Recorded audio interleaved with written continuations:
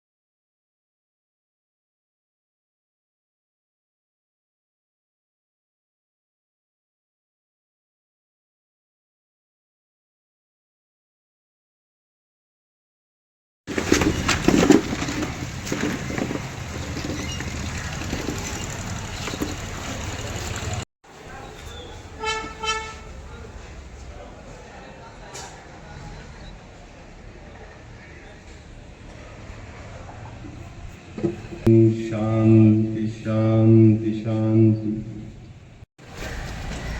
या महाराष्ट्रावरती खूप खूप खूप असा धक्कादायक बातमी आली सकाळ 8:45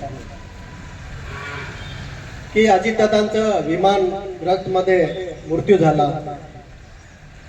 काही वेळेस असं वाटलं नाही अजितदादा नसतील,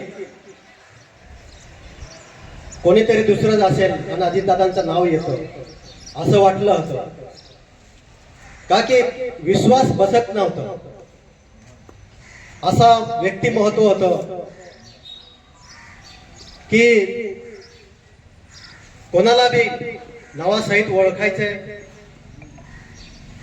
दुर्दैवाने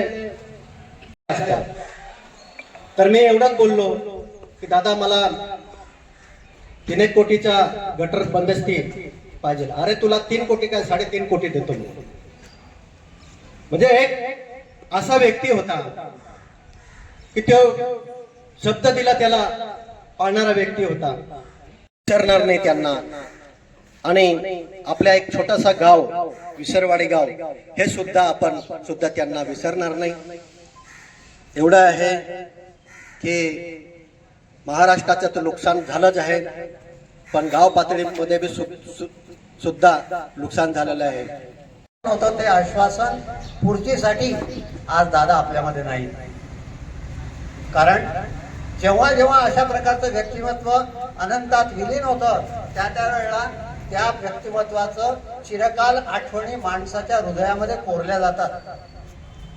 आठवणी आपल्या प्रत्येकाच्या मनामध्ये दादांच्या आठवणी आपल्या हृदयामध्ये कोरल्या गेलेल्या आहेत, येणार नाहीये।